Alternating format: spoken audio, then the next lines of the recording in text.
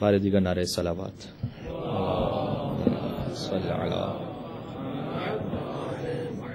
وعجل فرجہ.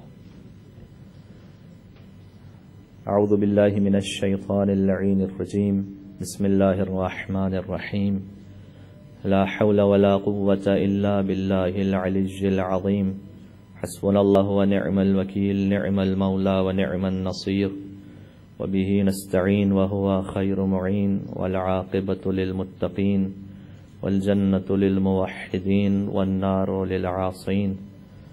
والصلاة والسلام على أكرم الأنبياء والمرسلين سيدنا ونبينا وشفيع ذنوبنا وطبيب نفوسنا ومولانا ومولى الثقلين جد الحسن والحسين أبي القاسم محمد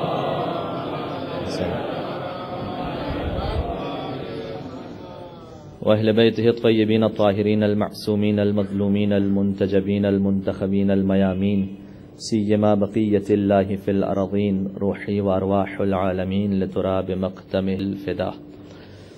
دعاء امام زمان عجل الله تعالى فرجه الشريف. بسم الله الرحمن الرحيم. اللهم كن وليك حجة ابن الحسن صلواتك عليه وعلى آبائه في هذه الساعة وفي كل ساعة وليا وحافظا وقائدا وناصرا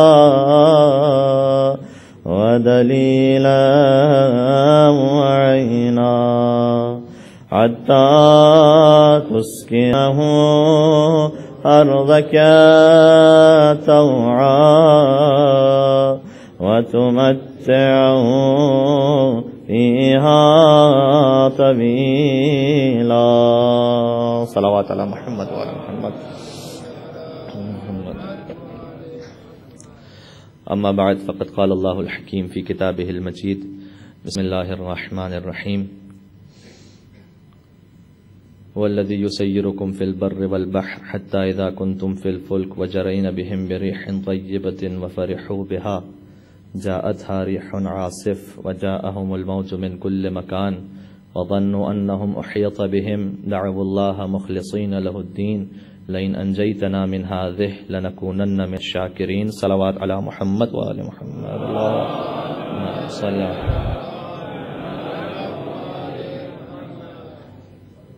پروردگار عالم کا شکر و احسان ہے اس بات پر کہ اس نے یہ توفیق نصیب فرمائی ہے کہ ذکر اہل بیت اطہار کے لیے ہم سب یہاں پر موجود ہیں. حدیث میں آیا ہے کہ عند ذکر الصالحین تنزیل الرحمہ. جہاں صالحین کا ذکر کیا جاتا ہے وہاں اللہ کی رحمتیں نازل ہوتی ہیں. اور جب کسی نے پانچویں امام محمد باقر علیہ الصلوۃ والسلام کے پاس اللہم صلی آ کر کہا کہ مولا بس اوقات ایسا ہوتا ہے کہ ہم زیادہ لوگ جمع نہیں ہو پاتے، بہت محدود لوگ ہوتے ہیں اور مل کر مجلس کرتے ہیں. یہ آج جو حالات ہیں چاہے کتنے ہی شدید کیوں نہ ہو، امامت کے دور کے جو حالات تھے اس اعتبار سے فقط ایسا ہوتا تھا بس اوقات دو لوگ مل کر مجلس کرتے تھے، ایک پڑھنے والا اور ایک سننے والا. تو اس نے آگے کہا کہ مولا بس اوقات بہت قلیل تعداد میں ہم ہوتے ہیں اور مجلس کر رہے ہوتے ہیں. تو امام نے خوبصورت جملہ ارشاد فرمایا، بہت تعجب آور ہے. امام نے کہا رحم اللہ من احیا امرنا، خدا رحم کرے اس شخص پر جو ہمارے امر کو زندہ کرتے. اس کے بعد فرمایا انی احب تلک المجالس. امام معصوم فرمایا میں ان مجالس سے محبت کرتا ہوں. لہذا جہاں پر ذکر اہل بیت اطہار ہوتا ہے مومنین جمع ہوتے ہیں، اور یہ ولایت کی جو نعمت ہے، ولایت اہل بیت اطہار کی نعمت جو عطا ہوئی ہے، اصل ہماری ساری عبادتوں کا تعلق اسی نعمت پر ہے. اگر یہ نہ ہو تو پھر جیسے کہ وہ مشہور روایت ہے کہ پھر کسی نے امام علیہ السلام سے سوال کیا تو امام نے جواب دیا تھا ایک سوال کے جواب میں. امام نے فرمایا کہ الدین علی خمس، دین 5 بنیادوں پر ہے. 5 بنیادیں، 5 پلرز ہیں دین کے. الصلاۃ والصوم والزکوٰۃ والحج والولایہ، نماز، روزہ، حج، زکوٰۃ اور ولایت اہل بیت اطہار. ولایت یعنی محبت، بچوں کے لیے گزارش، محبت اہل بیت اطہار. یہ 5 چیزیں. تو اس نے سوال کیا کہ مولا کیا ان میں سے نماز سب سے افضل ہے؟ مولا نے کہا اللہ نہیں. ظاہر ہے کہ سمجھدار مومنین تشریف فرمائے، نماز کی اہمیت سے کون انکار کر سکتا ہے؟ تو الصلاۃ عمود الدین، نماز تو دین کا ستون ہے. لیکن مولا نے کہا سب افضل نماز نہیں ہے. کہ مولا روزہ افضل ہے؟ کہ اللہ. زکوٰۃ افضل ہے؟ مولا نے کہا اللہ. اس نے کہا مولا حج افضل ہے؟ مولا نے کہا نہیں. پھر کہا مولا کیا افضل ہے؟ کہا ولایتنا اہل البیت، ہم اہل بیت کی ولایت سب سے افضل ہے. اس نے سوال کیا لما، مولا کیوں ایسا؟ جی کہ ہم اپنے عقیدے کے اعتبار سے ہمیشہ سنتے ہیں کہ اہل بیت اطہار کی محبت سب سے افضل ان تمام چیزوں میں، لیکن وجہ کیا ہے اس کی؟ اس نے سوال کیا مولا ایسا کیوں ہے؟ تو امام نے جواب دیا کہ نماز حاضر پر جو شخص اپنے شہر میں موجود ہے اس کے لیے پوری ہے، جو مسافر ہو جاتا ہے اس کے لیے قصر ہو جاتی ہے. اور اللہ اکبر. کہ مسافر کے لیے نماز قصر ہو جاتی ہے.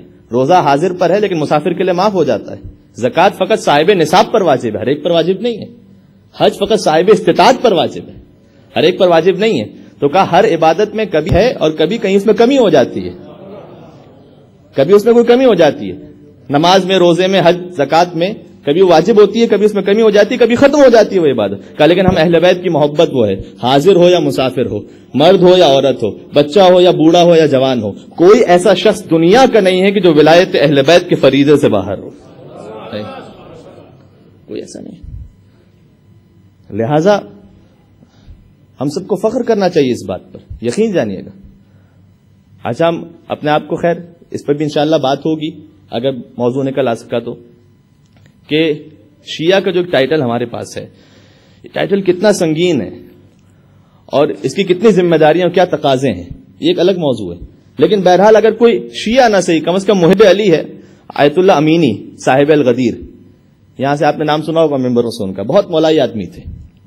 اور الغدیر وہ کتاب لکھی کہ جو ولایت امیر المومنین پر 20 جلدی کتاب لکھی کہ جس کا اب تک کوئی جواب نہیں آ سکا. اور انہوں نے کہاں مشقتیں اور زحمتیں برداشت کی ہیں. اس زمانے میں سفر کیا، انڈیا گئے، مصر گئے، ٹرکی گئے، پتہ نہیں کہاں زحمتیں برداشت کر کے ایک چیز ہم تک پہنچائی ہے. تو اتنے عجیب مولائی آدمی تھے یہ. آیت اللہ بھی تھے، مجتہد بھی تھے. جب ان کا انتقال ہوا ہے تو ان کے بیٹے نے خواب میں دیکھا کہ جنت کا مقام ہے اور حوض کوثر پر ساقی کوثر امیر المومنین اپنے چاہنے والوں کو سیراب فرما رہے ہیں کہ انشاءاللہ ہم سب بھی مولا کے دست مبارک سے سیراب ہو سکیں. ایک درود بیت معاوض بولن محمد آل محمد پر اللہم صلی. تو کہا سب بندی ہوئی اور سب جا کر امیر المومنین سے وہاں پر مولا حوض کوثر سے سیراب فرما رہے ہیں. تو ان کے بیٹے بیان کرتے ہیں کہ میں نے دیکھا کہ میرے بابا بھی اسی صف میں موجود ہیں. اور ایک کے بعد ایک جب باری آتی گئی اور مولا سب کو سیراب فرماتے گئے تو وہ کوزے آپ بھرتے تھے مولا بچوں کے لیے، گلاس ایک طرح جنت کا، اور مولا حوض کوثر دے دیتے تھے بھر کر سے، کوثر کا پانی. یہاں کی کہتے ہیں کہ میرے بابا کی باری آئی. جیسے ہی کہتے ہیں میرے بابا کی باری آئی تو علی نے اس جام کو ایک طرف رکھا اور اپنے دست مبارک سے کوثر کو بھرا. اللہ اکبر. بِکَأْسِهِ وَبِيَدِهِ دعائے ندبہ کا آخری جملہ ہے. کچھ وہ ہوں گے، یہ دونوں میں فرق ہے، یہ دو جملے الگ الگ کیوں استعمال کیے معصوم نے. کچھ وہ ہوں گے کہ جو کوزے آپ سے سیراب ہوں گے، اور کچھ وہ ہوں گے براہ راست دست مبارک علی ابن ابی طالب سے سیراب ہوں گے. فرق ہے اس میں. لیکن اب ایک درود بھیجنی ہے تو پھر آپ ایسے بھیجیں کہ پتہ چلے مومنین تشریف فرما. اللہم صلی اللہ. کہ مولا نے کوثر کو بھرا اور کہا کہ اے امینی، تیرا حق یہ ہے کہ تو علی کے ہاتھوں سے پانی پی، تیرا حق ہی ہے. اس کے بعد ایک دعا ارشاد فرمائی کہ خدا قیامت میں تیرے چہرے کو ویسے ہی روشن کرے جیسے تو نے دنیا میں میرے چہرے کو روشن کیا ہے. علی کسی کو دعا دیں تو وہ ہستی ہیں. ان کا ایک بڑا لطیف جملہ ہے، بہت خوبصورت جملہ، کہ جو میں گزارش کر رہا تھا کہ ہم محب علی ابن ابی طالب علیہ السلام، یہ اللہ کی نعمت کتنی بڑی ہے. تو وہ جملہ کہا کرتے تھے، کہتے تھے اللہ نے پوری دنیا کو فقط ایک علی دیا ہے اور ہم شیعوں کی خوش قسمتی ہے کہ وہ علی ہمارے حصے میں آیا ہے. تو غور ہمارے لہذا حتیٰ کیا برادران اہل سنت مسلمانوں کا کوئی فرقہ ایسا نہیں کہ جو محبت اہل بیت کا قائل نہ ہو. ہاں امامت اور خلافت میں ایک بات ہے، لیکن یہ کہ محبت اہل بیت سے تو کوئی انکار نہیں کر سکتا. حسن کی برادران اہل سنت کی کتابوں میں حدیث نہیں لکھی ہوئی کہ رسول اللہ نے ارشاد فرمایا کہ اے علی، مولا علی کو مخاطب کر کے کہ اے علی، اگر کوئی 1000 برس کی عمر پائے، ہمارے یہاں تو کثیر تعداد میں کشف الغمہ میں ہے، بحال الانوار میں ہے، المناقب میں، خارزمی نے بھی لکھا ہے اسے، کہا کہ اے علی اگر کوئی 1000 برس کی عمر پائے اور 1000 سال تک نمازیں پڑھتا رہے اور 1000 سال تک روزے رکھتا رہے اور 1000 مرتبہ حج کر لے اور 1000 مرتبہ عمرہ انجام دے اور 1000 مرتبہ کوہ احد کے برابر سونا اور چاندی زکات میں دے دے اور 1000 مرتبہ طواف کر لے اور 1000 مرتبہ صفا اور مروہ کے درمیان صحیح کر لے، اور اے علی صفا اور مروہ کے درمیان صحیح کرتا ہوا مظلومیت کے عالم میں مارا جائے لیکن تیری محبت نہ رکھتا ہو تو لم یشم رائحۃ الجنہ، جنت تو دور کی بات ہے جنت کی خوشبو بھی نہیں سن سکتا ہے. کیا نہیں لکھا؟ اور یہ حدیث برادران نے سنت میں کتابوں میں لکھی. تو محبت اہل بیت پہ تو کوئی کمپرومائز نہیں ہے. یہ تو ایک وہ فیکٹ ہے کہ جس پہ کوئی انکار نہیں کر سکتا. اچھا اس پہ زور کیوں دیا گیا اتنا؟ بس میں اپنے موضوع کی تھوڑی سی تمہید بنا رہا ہوں آپ کے سامنے کہ جس پر انشاءاللہ تقریباً آئندہ 5 سے 6 دن ہمیں گفتگو کرنی ہے، کیونکہ مولا امیر المومنین کے ایام آنے والے ہیں اور رمضان المبارک کا مہینہ ہے. تو قرآن اور علی، یہ کچھ میں سوچ کر آیا تھا کہ کیسے امیر المومنین کی سیرت پر عمل کرتے ہوئے انسان قرآن کریم تک، اور ظاہر ہے کہ قرآن ہمیں اللہ تک پہنچاتا ہے، تو کیسے علی کے ذریعے انسان اللہ تک پہنچ سکتا ہے. یہ کچھ 5-6 دنوں کا موضوع رہے گا، اور پھر جیسے جیسے ایام آتے جائیں گے تو انشاءاللہ شب قدر پہ بھی گفتگو ہوگی، اور ظاہر ہے کہ رمضان کا اختتام ہوگا تو اس پہ بھی گفتگو ہوگی، عید پر بھی انشاءاللہ بشرط حیات بشرط توفیق پروردگار. یہ کیوں اسے اتنا اہم کیوں رکھا گیا ولایت اہل بیت اطہار کو؟ اس کی ایک وجہ ہے. اس کی وجہ، اچھا میں پھر اپنی زبانی بیان کروں تو ہو سکتا ہے کوئی کہے کہ جناب یہ عقیدت میں بیان کر دیا. پھر میں آپ سے ابن ابی العدید معتزلی، شاید کوئی سننے والا ایسا ہو جس نے نام نہ سنا ہو. شرح نہج البلاغہ ایک شیعہ کی اتنی معروف نہیں جتنی اہل سنت میں سے اس عالم کی معروف ہے، اور خود گزارش کرتے ہیں کہ میں نے ابن ابی العدید معتزلی کہتے ہیں میں نے نہج البلاغہ کی شرح لکھنے کا ارادہ کیا تو اپنے آپ کو اپنی لائبریری میں اپنے گھر میں بند کر لیا میں نے اپنے آپ کو، اور میں لکھتا رہا شرح. 4 سال اور کچھ ماہ میں نے شرح کو مکمل کیا. اور پھر کہتے ہیں کہ شکر ہے کہ جیسے علی کو ظاہری خلافت 4 سال اور کچھ ماہ نصیب ہوئی، علی کی نہج البلاغہ بھی 4 سال اور کچھ ماہ میں ختم ہوئی. تو انہوں نے جب شرح لکھی اس سے پہلے ایک مقدمہ لکھا، تمہید. اس تمہید میں ایک بات لکھتے ہیں، کہتے ہیں کہ امیر المومنین کے فضائل بے کراں ہیں، بے انتہا ہیں اہل سنت کے عالم میں، لیکن ایک لطیف نقطہ لکھا بہت، شاید آپ نے اس اینگل سے نہ سوچا، شاید کہا کہ دیکھیے علی شجاعت میں سب سے آگے تھے، اس میں کوئی شک نہیں، شجاعت میں سب سے آگے تھے، لیکن علی کے بعد مالک اشتر مثال کے طور پر وہ بھی شجاع تھے. تو جتنی بھی مولا کائنات کے فضائل ہیں ان میں کہیں کوئی اور پیچھے نظر آتا ہے کہ جو علی جیسا تو نہیں تھا. مالک اشتر کو ایک مرتبہ شبہ ہو گیا کہ مجھ میں اور علی میں ایک کم کا فاصلہ رہ گیا بس، اور بس ابھی زبان پر خیال آیا بھی نہیں تھا تو مولا نے شانے پر ہاتھ رکھ کر کہا کہ اے مالک ہرگز یہ خیال ذہن میں نہ لانا کہ آج تجھ میں اور علی میں فقط ایک کا فرق رہ گیا، اس لیے کہ تیرے سامنے جو آیا تو نے تحقیق کر دیا، علی کی تلوار کے سامنے ذوالفقار کے سامنے جو آیا علی نے اسے مارا نہیں، 70 پشتوں تک دیکھا کہ مجھے میرا چاہنے والا تو نہیں آنے والا اس میں. تو کہا لیکن بہرحال امیر المومنین کے بعد مالک اشتر شجاع تھے، سخی تھے مولا بہت، لیکن حاتم طائی کا بھی نام آتا ہے وہ بھی بہت سخی تھا. کہتے ہیں علی کی جتنے بھی فضائل ہیں ان میں کہیں کوئی پیچھے نظر آتا ہے. لیکن پھر کہتے ہیں ابن ابی العدید معتزلی کہتے ہیں ایک فضیلت ایسی ہے جس میں سوائے علی ابن ابی طالب کے اور کوئی نظر نہیں آتا، اصل کو پیچھے ہے ہی نہیں، ختم، یہ معاملہ ختم ہو گیا. کہ وہ کیا ہے؟ کہ شجاعت میں علی آگے کوئی پیچھے، سخاوت میں علی آگے کوئی پیچھے، عبادت میں علی آگے کوئی پیچھے. ایک میدان ایسا ہے فضیلت کا جس میں سوائے علی کے کوئی نہیں ہے، اور وہ ہے توحید پروردگار کو سمجھنے کا میدان. کاش میری بات پہنچ سکے کہ جیسے علی اللہ سے ملاتے ہیں، بس اس کے بعد کوئی نہیں ہے کہ جو علی کے علاوہ اللہ سے ملا سکے. ختم ہو گئی بات یہاں. لہذا ہم زیارت جامع کبیرہ میں پڑھتے ہیں من اراد اللہ بدأ بکم ومن وحدہ قبل عنکم. یہ اہل بیت کے لیے نا، اہل بیت جو خدا کا ارادہ کرتا ہے وہ پہلے آپ سے شروع کرتا ہے. ومن وحدہ قبل عنکم، جو اللہ کو ایک مانتا ہے وہ آپ سے سیکھ کر مانتا ہے. پھر اس کے بعد ایک اور مقام خود زیارت جامع کبیرہ کا جملہ السلام علی محال معرفت اللہ. یہ کیا ہے؟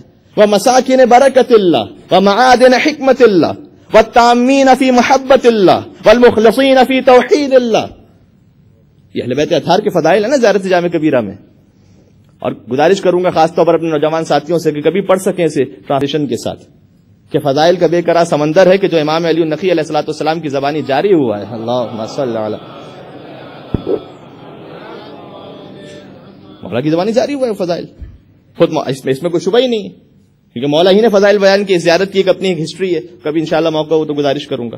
اس میں کیا ہے, مولا خود اپنے آپ کو سلام کر رہے ہیں اور تمام اہل بیت کو ملا کر, اس لیے کہ یہ وہ زیارت ہے کہ جو اہل بیت میں سے کسی کے بھی حرم میں پڑھی جا سکتی ہے. زیارت وارثہ مولا حسین علیہ السلام کے حرم سے مخصوص ہے اور محدود ہے. اسی طریقے سے مثلا زیارت امام علی رضا علیہ الصلوۃ والسلام ایک خاص مخصوص زیارت ہے مولا کی. ائمہ بقی کی ایک مخصوص زیارت ہے. لیکن عبداللہ ابن نقی سوال کرتے مولا سے, 10ویں امام سے, کہتے ہیں مولا کوئی ایسی زیارت تعلیم فرمائیے کہ آپ میں سے کسی کے بھی حرم میں جاؤں تو وہ زیارت پڑھ لوں. تو پھر مولا زیارت جامع کبیرہ تعلیم فرمائی اور اس میں تمام اہل بیت کے وہ مشترک فضائل کہ جس میں سب شریک ہیں. اس کا جملہ السلام علی محل معرفت اللہ, سلام ان پر کہ جو معرفت خدا کا مقام اور مسکن ہے, یہاں سے معرفت ملتی ہے. فضائل خالی خیبر و خندق نہیں ہے. وَمَسَاكِنِ بَرَكَتِ اللَّهِ, سلام ان پر کہ جو اللہ کی برکتوں کا مسکن ہے, یہاں سے برکت ملتی ہے. وَالتَّامِّينَ فِي مَحَبَّةِ اللَّهِ, سلام ان پر کہ جو اللہ کی محبت میں مکمل ہیں. وَالْمُخْلِصِينَ فِي تَوْحِيدِ اللَّهِ, سلام ان پر جو اللہ کی توحید میں خالص ہیں, یہاں سے اللہ ملے گا.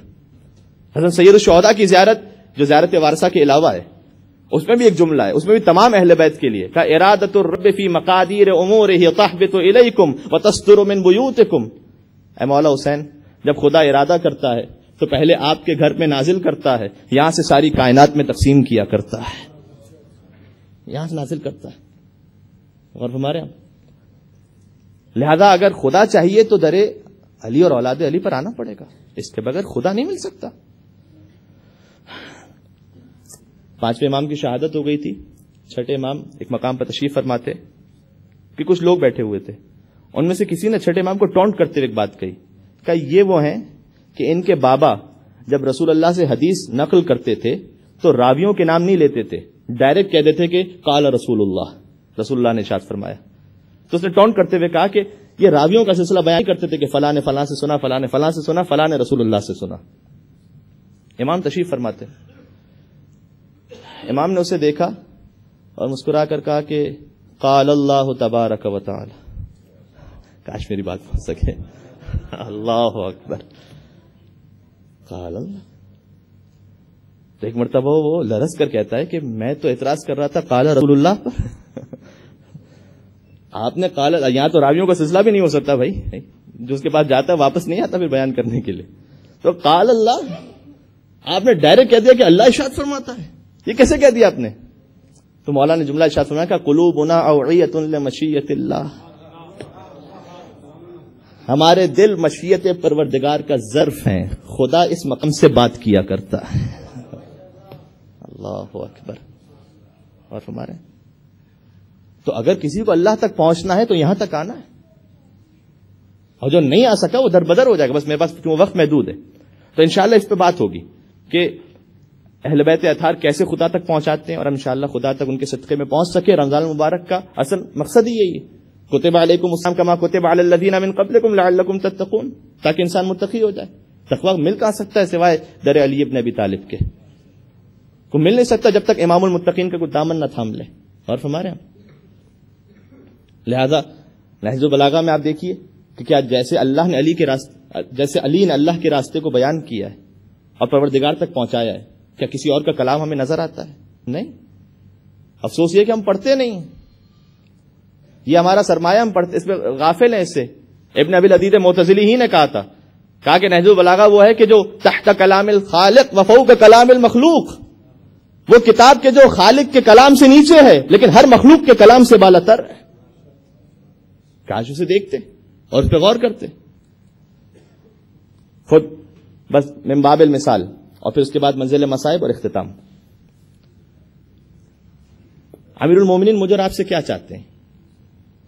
انہوں نے کس چیز کو اہمیت دی ہے؟ دیکھیے, چاہنے کا مطلب کیا ہوتا ہے, میں اس چیز کو اہمیت دوں جسے مولا نے اہمیت دی تھی. ٹھیک ہے, ایک چھوٹی سی ایگزامپل دوں. بس اوقات ہوتا ہے ایسا ہمارے گھروں میں, بچے کا کل ایگزام ہے, ٹھیک ہے, تو وہ ایگزام دینے کے لیے جب جا رہا ہوتا ہے تو اس سے پہلے وہ اس کا جو یونیفارم ہے وہ اسے آئرن کر رہا ہوتا ہے, ٹھیک ہے, شوز کو وہ پالش کر رہا ہوتا ہے. اب آپ دیکھیں کہ ایک بچہ ہے کہ جو حد سے زیادہ آئرن کر رہا ہے, مطلب اس پہ بہت وقت لگا رہا ہے, بہت زیادہ شو پالش کر رہا ہے وہ.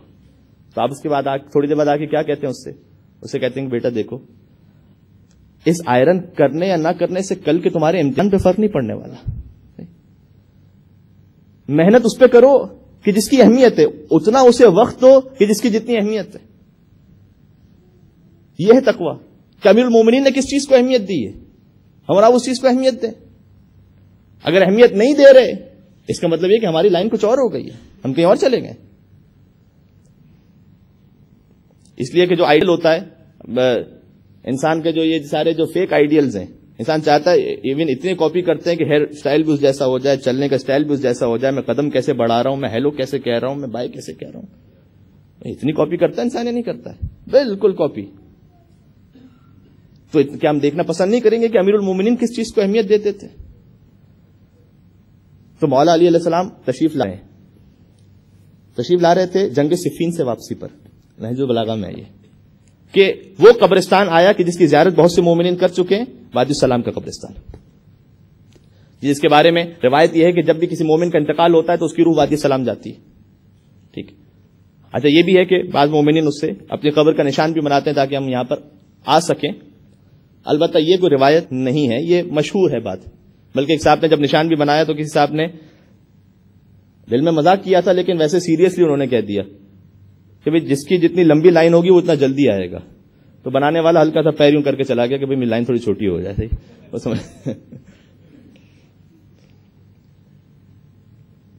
تو وادی السلام کا قبرستان دنیا کا سب سے بڑا قبرستان ہے, گریو یارڈ سب سے بڑا. امیر المومنین اپنی پوری فوج کے ساتھ جنگ صفین 18 ماہ جنگ چلی. 18 مہینے جو لڑ رہا ہو, ایئر کنڈیشن روم میں نہیں لڑی جاتی جنگیں, اس کے لیے 18 مہینے میدان جنگ میں جو اس کی تھکن کا عالم کیا ہوگا. اب وہ کوفے کے قریب پہنچ گیا اور بالکل گھر قریب نظر آ رہا ہے کہ بس اب کچھ آگے چلیں گے اور کوفہ آ جائے گا, اور یہاں امیر المومنین نے روک دیا. اور اس کے بعد مولا نے خطبہ ارشاد فرمایا, عظیم الشان خطبہ امیر المومنین کا. اور کلام الامام امام الکلام ہوا کرتا ہے, جو امام کا کلام ہے وہ تمام کلاموں کا امام ہے. اور نہج البلاغہ کے بعد بالخصوص نہج البلاغہ, گزارش کروں گا کہ ماہ رمضان المبارک کے قرآن پر توجہ ہوتی ہے, ساتھ میں اگر نہج البلاغہ بھی شامل کر دیجیے, آپ اپنی زندگی میں روٹین بنا سکیں انشاءاللہ. علی کا ذکر کرو روشنی کے لہجے میں, علی کا ذکر کرو روشنی کے لہجے میں, کہ خدا کا نور ہے شامل علی کے لہجے میں, کہ خدا کا نور ہے شامل علی کے لہجے میں. اگرچہ نہج بلاغہ ہے آدمی کا کلام, اگرچہ نہج بلاغہ ہے آدمی کا کلام, مگر یہ بات کہاں آدمی کے لہجے میں. صلوات بر محمد و آل محمد. یا علی. تو مولا گزر رہے ہیں, روک دیا مولا نے, اپنی فوج کو روک دیا, کہ رک جاؤ سب. اس کے بعد خطبہ دینا شروع کیا. اچھا, خطبے میں شاید یہ خطبہ واحد ہے امیر المومنین کا, شاید, کہ جس میں مولا نے زندوں سے بات نہیں کی ہے, مردوں سے بات کی ہے. اب وہ کھڑے میں پوری فوج کھڑی ہوئی, مولا نے ان سے تو بات ہی نہیں کی. مولا نے تو قبر والوں کو دیکھ کر کہنا شروع کیا, قبروں کو دیکھ کر. اور شاید سمجھانا چاہتے تھے کہ جب زندے اس قابل نہ رہیں کہ ان سے بات کی جائے تو پھر مردوں کو سنا کر زندوں کو سمجھایا جاتا ہے. اچھا, قبر میں تو سب کو جانا ہے نا, تو آپ تصور کر لیجئے کہ آپ کے لیے گویا ایڈوانس خطاب ہے. 20 سال بعد آپ سے بھی یہی خطاب ہوگا مولا کا, صحیح. 10 سال بعد ہم میں سے کسی سے خطاب ہوگا, 5 کو مر جانے, 1 سال بعد شاید کوئی مر جائے, 1 منٹ بعد شاید کوئی مر جائے, کیا پتا. تو بہرحال یہ خطاب ہم سب سے, اس وقت ہم زندہ ہیں, کچھ عرصے بعد قبر میں چلے جائیں گے. مولا نے کیا کہا, مولا کس چیز کو اہمیت دیتے, کہ یا اہل الدیار الموحشہ والمحال المغفرہ والقبور المظلمہ, یا اہل التربہ یا اہل الغربہ یا اہل الوحدہ یا اہل الوحشہ. ترجمے میں وہ لطف نہیں ہے کہ جو عربی میں آپ یہاں چونکہ عرب اسٹیٹ میں رہتے ہیں تو آپ سمجھ پائیں گے کچھ کہ امیر المومنین کیا کہنا چاہ رہے ہیں. یا اہل الدیار الموحشہ, اے وحشت ناک مکانوں کے رہنے والوں. آپ کے یہاں تو لوڈ شیڈنگ نہیں ہوتی, ہمارے یہاں بہت ہوتی ہے, لیکن قبر میں اے وحشت ناک مکان کے رہنے والوں. والمحال المغفرہ, اے فقیرانہ زندگی گزارنے والوں. والقبور المظلمہ، اے تاریک قبروں کے باشندوں، یا اہل الغربہ، اے غربت کی زندگی گزارنے والوں. غریب عربی زبان میں اس غریب کو نہیں کہتے جو اردو میں کہتے ہیں، جو جلا وطن ہو چکا ہو، جس کا وطن کچھ اور ہو، وہ ایک نئے وطن میں آ گیا ہو. یا اہل الغربہ یا اہل الوحدہ، دنیا میں 25 باڈی گارڈز کے ساتھ چلتے تھے، نہیں معلوم کتنا بڑا خاندان تھا، کیا شان و شوکت تھی. وحدہ، تنہا ہو، اب کوئی نہیں ہے یہاں پر، تنہا. یا اہل الوحشہ، اب وحشتناک قبر ہے، اس میں رہ رہے ہو. پھر ایک ریئلٹی بیان کی کہ انتم لنا فرط سابق وَنَحْنُ لَكُمْ تَبَعٌ لاحق، تم اللہ سے ملاقات میں ہم سے پہلے چلے گئے تو ہمیں کہیں اور نہیں جانا. وَنَحْنُ لَكُمْ تَبَعٌ لاحق، ہم بھی تمہاری اتباع میں تمہارے پیچھے پیچھے آنے والے ہیں. ہم آنے والے ہیں. جب تم چلے گئے دنیا سے تو ہوا کیا؟ تمہارے بعد کیا ہوا دنیا میں؟ مولانا کہا فَأَمَّا الدَّوْرُ فَقَدْ سُكِنَتْ وَأَمَّا الْأَزْوَاجُ فَقَدْ نُكِحَتْ وَأَمَّا الْأَمْوَالُ فَقَدْ قُسِمَتْ. وہ گھر جو تم نے بڑی محنت سے بنائے تھے وہ گھر تمہارے نہیں رہے، اب ان گھروں میں کوئی اور رہتا ہے. وَأَمَّا الْأَمْوَالُ فَقَدْ قُسِمَتْ، وہ مال جو تم نے جمع کیا تھا تمہارا نہیں رہا، ورثہ میں تقسیم ہو گیا، ختم. وَأَمَّا الْأَزْوَاجُ فَقَدْ نُكِحَتْ، بیویوں سے جن سے شادیاں رچائی تھی وہ بھی تمہارے سوگ میں نہیں بیٹھی ہوئی، انہوں نے کسی اور سے نکاح کر لیا، معاملہ ختم ہو گیا، سب ختم. اس کے بعد ایک سوال کیا، کہذا خبر ما عندنا فما خبر ما عندکم. ہائے ہائے ہائے، اللہ اکبر. کہ یہ وہ دنیا کی خبریں تھیں جو علی کے پاس تھیں. فما خبر ما عندکم، ذرا یہ تو بتاؤ کہ تمہارے پاس اس قبر کی کیا خبریں ہیں، اندر کیا حالات ہیں. دنیا کا میں نے بتا دیا، اندر کیا ہو رہا ہے. اللہ اکبر. اچھا قبر کا حال مردہ جانے. اب کون بتائے کہ قبر میں کیا ہوا ہے.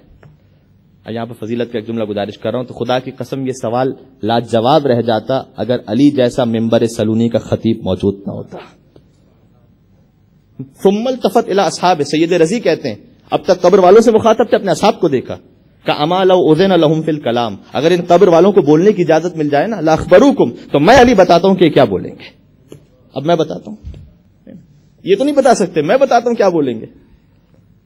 یہ ایک جملہ کہیں گے، فقط ایک جملہ، بات تمام کر دی والا نے، میری مجلس بھی تمام ہو رہی ہے، بس ایک جملہ کہیں گے فقط یہ سب مل کر کہیں گے کہ فإن خیر الزاد التقوی. قبر میں نہ دولت کام آئی، نہ جھوٹی عزت کام آئی، نہ جھوٹی شہرت کام آئی، نہ جھوٹا اقتدار کام آیا، کچھ کام سب فنا ختم ہو گیا. فإن خیر الزاد التقوی، قبر میں کام آنے والی چیز سوائے تقوی کے اور کچھ نہیں تھا، سب چھوڑ کر آئے دنیا میں.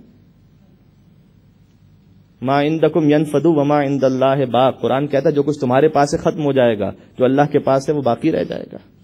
اور تقوی حاصل ہو نہیں سکتا جب تک امام المتقین کا دامن نہ تھام لو. تو اللہ تک پہنچ نہیں سکتا جب تک کوئی علی پاس نہ پہنچ جائے. یہ ہمارے لیے فخر کی بات ہے کہ امیر المومنین کا در ہمیں نصیب ہوا ہے، لیکن یہ بہت بڑی نعمت ہے. جتنی بڑی نعمت ہے اتنا ہی بڑا تقاضا ہے کہ انشاءاللہ اس پہ گفتگو کروں گا اگلے 5-6 دن انشاءاللہ بشرط حیات. اچھا یہ بات ٹھیک ہے، یہ بات ہم میں سے بہت سے سمجھ پاتے ہیں، لیکن ایک کامن جو سوال اور کوسچن ہے کہ مولانا سمجھ میں تو آ جاتا ہے، بڑھیں کیسے اس راہ میں، کیسے آگے بڑھیں. شیطان بہکا دیتا ہے، بیچ میں مشکلات ہیں، رکاوٹیں ہیں. بات درست ہے، بالکل درست ہے. اب میں بہت زیادہ وعدے نہ کرتا چلا جاؤں کہ اس پہ بھی بعد میں بات کروں گا، لوگ کہیں گے مولانا پتہ نہیں کتنے موضوعات پہ بات کریں گے. صحیح ہے، لیکن یہ کہ یہ ہے ایک حل اس کا، جہاں تمام تر کوششیں وہاں ایک حل. ہم اہل بیت اطہار کو فقط اپنی دنیاوی مشکلات میں کیوں پکارتے ہیں؟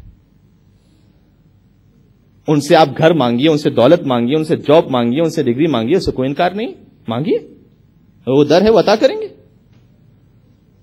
لیکن سب سے بڑھ کر سید الشہداء سے ان کے در کی نوکری مانگیے.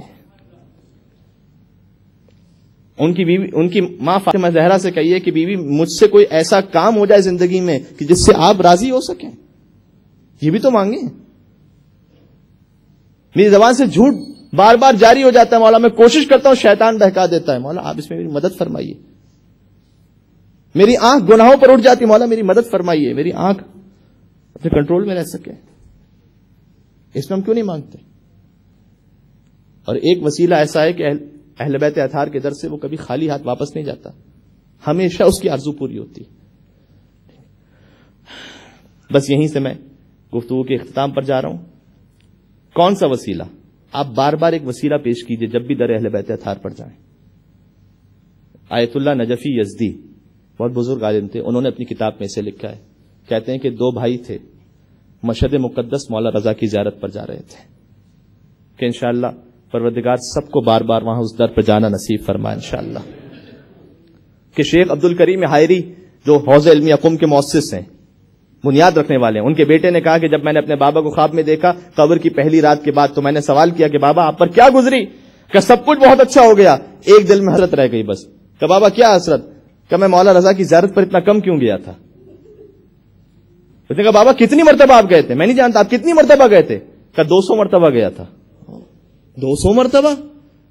پھر بھی آپ کو کم لگ رہا ہے، کیوں؟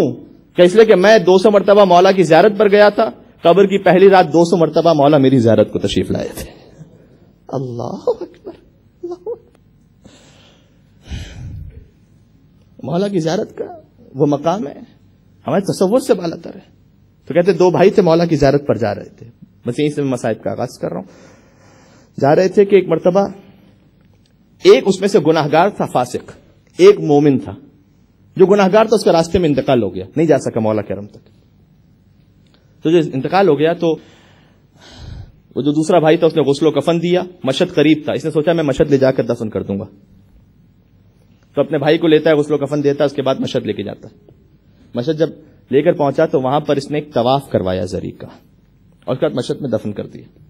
اور پھر مولا سے کہتا ہے کہ مولا یہ بھائی میرا بڑا گناہگار تھا، لیکن میں اسے آپ کے در تک لے کر آیا ہوں، تو میں چاہتا ہوں کہ آپ اس کے مقام کو مجھے دکھلائیے کہ کس عالم میں کوئی عمل کر سکوں، اس کے لیے کوئی نیکی کر سکوں، اس پر سے عذاب دور ہو جائے. کہتا ہے کہ عالم مکاشفہ میں، یہ دنیا ہے عالم حجاب، قرآن بھی کہتا ہے عالم شہود، عالم حجاب. حجاب کا مطلب کیا ہوتا ہے؟ جو پردے میں ہو. ہماری آنکھوں کے سامنے پردہ ہے، ہم دیکھ نہیں سکتے. کہتے ہیں وہ حجاب میری نگاہوں سے ہٹ گئے. آخرت میں جو ہوگا وہ عالم شہود ہے، وہاں پر حجاب نہیں ہے، سب واضح ہوگا، پردے ہٹ جائیں گے. یوم تبلی السرائر، راز کھل کھل کر واضح ہو جائیں گے. پھر پتہ چلے گا کون کیا تھا. لہذا چوتھے ماہ میں ایک جملہ کہتے ہیں پروردگار جیسے تو نے دنیا میں میرے عیوب اور گناہوں کو چھپا لیا، آخرت میں اس بات کا زیادہ محتاج اور سزاوار ہوں کہ جب اولین اور آخرین جمع ہوں گے، جب میرے ماں باپ وہاں موجود ہوں گے، جب میرے بہن بھائی موجود ہوں گے، میرے گھر والے موجود ہوں، میں اپنے لیے جملہ کہہ دوں سب سے بڑھ کر سید الشہداء حسین ابن علی موجود ہوں گے. پروردگار اس وقت میرے گناہوں کو چھپا لینا تھا، میں شرمندہ نہ ہو. تو ایک مرتبہ وہ کہتا ہے کہ مولا مجھے دکھلائیے یہ کس عالم میں ہے. کہتے میری نگاہوں سے حجاب ہٹا، میں نے دیکھا کہ جنت میں بہترین مقام پر ہے، بہت اچھے مقام پر. تو میں نے اسے سوال کیا، میں نے کہا تجھے تو نہیں ہونا چاہیے تھا، تو گناہگار تھا وہ. اس نے کہا کہ اے بھائی تم نے ٹھیک کہا، تم نے ٹھیک کہا. دیکھیے گناہ کی سزا بھگتنا پڑے گی اگر بغیر توبہ کے گئے. اس نے کہا کہ جیسے ہی میں مرا دنیا سے گیا، آگ نے مجھے چاروں طرف سے گھیر لیا تھا، میں جل رہا تھا آگ میں. تم نے مجھے غسل کے لیے لٹایا، پانی ڈالنا چاہا، تم پانی ڈال رہے تھے، میں سمجھا کہ پانی آئے گا تو آگ بجھ جائے گی، لیکن پانی آگ میں تبدیل ہو گیا. تمہارے لیے پانی تھا، مجھے آگ کی طرح محسوس ہو رہا تھا. مردہ محسوس بھی کرتا ہے، سنتا بھی ہے، دیکھتا بھی ہے، ایکسپریس نہیں کر سکتا، بیان نہیں کر سکتا. فقط کہتا میں جل رہا تھا. تم نے مجھے کفن پہنایا، کفن آگ کا ہو گیا. تم نے تابوت میں ڈالا، تابوت آگ کا ہو گیا. میں جل رہا تھا بری طرح سے. اور مولا امیر المومنین دعائے کمیل میں کہتے ہیں پروردگار مجھ سے دنیا کی چھوٹی آگ برداشت نہیں ہوئی تو میں آخرت کی بڑی آگ کیسے برداشت کر سکوں گا. کہتے میں جل رہا تھا، تڑپ رہا تھا، یہاں تک کہ تم مجھے لے کر مشہد مقدس پہنچے. جیسے تم مشہد لے کر پہنچے اور مولا کی زری نظر آئی تو وہاں آگ ختم ہو گئی، آگ بجھ گئی. اور میں نے دیکھا کہ لاکھوں زائرین ہیں کہ جو مولا کی زیارت کر رہے ہیں، اور زری کے درمیان خود مولا رضا بنفس نفیس تشریف فرما ہے. مولا رضا موجود، مولا کی نگاہیں نیچے ہیں، لوگ مولا کی زیارت کر رہے ہیں. یہاں تک کہ ایک بزرگ ہستی کو میں نے دیکھا، انہوں نے مجھ سے کہا کہ اے شخص یہ آنکھ فقط مولا کے احترام میں خاموش ہوئی، جیسے تو یہاں سے باہر جائے گا تیرا عذاب پھر شروع ہو جائے گا، ابھی تو بخشا نہیں گیا. یہ چونکہ رحمت کا در ہے، یہاں کسی کو عذاب ہو نہیں سکتا. اب تو جو باہر جائے گا عذاب پھر شروع ہو جائے گا. اب میرا بھائی مجھے طواف کروا رہا تھا اور میرے دل میں ڈر تھا کہ میں باہر جاؤں گا تو عذاب پھر شروع ہو جائے گا. تو میں نے ان بزرگ سے پوچھا، میں نے کہا کہ میں کیا کروں. تو بزرگ نے مجھ سے کہا کہ مولا شافع روز جزا ہے، تو مولا کو پکار، مولا تیری فریاد کو سنیں گے. تو میں نے مولا کو دیکھ کر کہا، میں نے کہا یا غریب الغربا مولا اے مسکینوں کے لیے آسا مولا میری شفاعت کیجئے، میں بہت گناہگار ہوں، میں خطا کار۔ کہا لیکن میں اتنا گناہگار تھا کہ مولا نے مجھے جواب نہیں دیا مولا نے۔ میرا پہلا چکر پورا ہوا، دوسرا چکر، تیسرا چکر، اب طواف ختم ہونے والا تھا اور میں دل میں ڈر رہا تھا کہ مولا مجھے جواب نہیں دیتے، میں باہر جاؤں گا، یہ عذاب پھر آگ پھر شروع ہو جائے گی۔ میں نے اس بزرگ سے آخری مرتبہ کہا، میں نے کہا میں باہر جانے والا ہوں، مولا مجھے جواب نہیں دیتے، کیا کوئی طریقہ ہے؟ اس بزرگ نے کہا کہ ہاں، ایک واسطہ میں ایسا جانتا ہوں کہ اگر وہ مولا کو دیا جائے تو کبھی مولا رد نہیں کیا کرتے۔ اس نے کہا کون سا واسطہ دوں؟ اس بزرگ نے کہا کہ میں جانتا ہوں کہ مولا کو اپنی ماں فاطمہ زہرا سے بہت عقیدت ہے،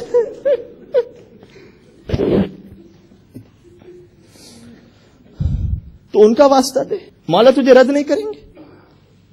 آیت اللہ نجفی یزدی لکھتے کہتے ہیں کہ وہ شخص کہتا ہے میں نے پکارا، میں نے کہا کہ مولا آپ کو آپ کی ماں فاطمہ زہرا کا واسطہ مولا۔ آج ہماری سلسلہ مجالس کی یہ پہلی مجلس سے میں نے مناسب سمجھا اس بی بی کا ذکر کیا جائے کہ اگر یہ واسطہ وہ ہے جو زمین و آسمان کو ہلا دیا کرتا کہ روایت میں کہ جب رسول اللہ کے پاس کچھ نہیں ہوتا تھا، کوئی مانگنے کے لیے آتا تھا تو اسے فاطمہ زہرا کے دروازے پر بھیجا کرتے تھے، کہتے تھے یہاں جا کر اس نے کہا کہ مولا آپ کو آپ کی ماں کا واسطہ۔ وہ کہتا ہے کہ مولا نے اپنے چہرے کو بلند کیا، میں نے دیکھا مولا کی آنکھوں سے آنسو جاری تھے، اور مجھے دیکھ کر کہا کہ اے شخص تو اس قابل نہیں تھا کہ میں تیری شفاعت کرتا، لیکن میں کیا کروں، تو نے میری ماں کا نام میرے سامنے لیا۔ اس کے بعد مولا نے اپنے ہاتھوں کو بلند کیا، کہا پروردگار میری ماں فاطمہ زہرا کا واسطہ کہ اسے ہر عذاب سے بچا لے۔ آپ فرش ادا پہ تشریف فرمائیں، ہم سب بھی کہتے ہیں کہ اے مولا حسین آپ کو آپ کی ماں فاطمہ زہرا کا واسطہ مولا، اے امام سبا۔ مولا حسین میں اور شہزادی میں ایک عجیب نسبت ہے، ایک عجیب تعلق ہے۔ بی بی کا واسطہ دے کر مانگے مجھے ہدایت مل سکے، میں ان کے راستے پر چل سکوں۔ نسبت یہ ہے دونوں کے درمیان کہ جب بی بی کا آخری وقت تھا، یہ جملہ بھی گزارش کرو، بی بی کا آخری وقت تھا، علی اپنے ایک ایک فرزند کو لے کر آتے ہیں، اپنی دوسری اولادوں کو لے کر آتے ہیں، ماں کا آخری دیدار کر لو۔ جب سب نے دیدار کر لیا تو دیکھا کہ ایک بچہ ہے کہ جو ماں کے قدموں سے لپٹا ہوا ہے۔ کہ بیٹا حسین ماں کے چہرے کی زیارت کر لے، اس کے بعد دفن کرنا ہے ماں کو۔ تو حسین نے کہا تھا کہ بابا جب تک میری ماں مجھے خود نہ بلائے گی میں آگے نہیں بڑھوں گا۔ کچھ دیر ہوئی، آواز نہ آئی تو حسین آگے بڑھتے ہیں۔ بہار الانوار میں علامہ مجلسی لکھتے کہتے ہیں حسین نے اپنی ماں کے چہرے کو لیا اور چہرے کو لے کر کہا کہ اماں آج تیرا حسین اتنا غریب ہو گیا کہ حسین تجھے بلانا چاہے اور تو جواب نہ دے، بس یہ جملہ سننا تھا کہ بندے کفن ٹوٹے، فاطمہ زہرا کے ہاتھ باہر آئے، حسین کو اپنے سینے سے لگا کر کہا میرے لال میرے سامنے غربت کا نام نہ لے، تیری ماں غربت کو برداشت۔ میں کہوں گا اے بی بی آج علی موجود ہے، آج حسن موجود ہے، غربت کا نام سنانا گیا۔ کل کربلا کے میدان میں راوی کہتا ہے حسین ایک جانب اکبر کے لاشے کو رکھا، ایک طرف قاسم کی پامال لاش کو رکھا، درمیان میں میرا مولا لیٹ گیا، آسمان کی جانب نگاہیں بلند کی، کہا پروردگارا آج تیرا حسین غریب ہے، میرا عباس بھی مارا گیا، میرا حسین بھی مارا۔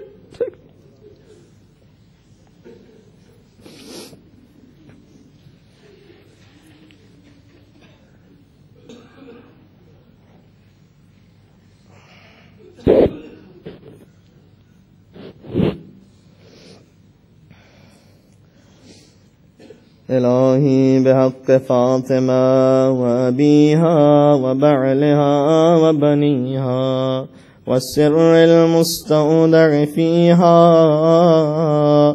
اللهم ارزقنا في الدنيا زيارة الحسين وفي الآخرة شفاعة الحسين وادخلنا الجنة من باب الحسين واجعلنا من الباكين في عزاء الحسين واشف مرضانا بحق علي بن الحسين وصلى الله على محمد والأئمة الميامين من آله وسلم تسليما كثيرا كثيرا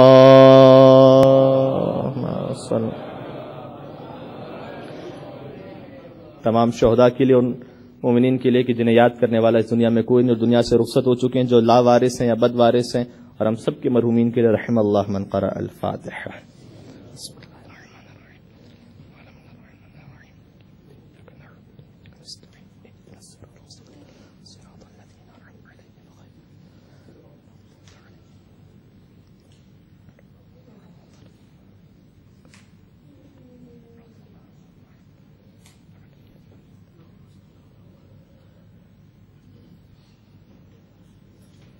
صلوات پر محمد صلی اللہ علیہ وسلم۔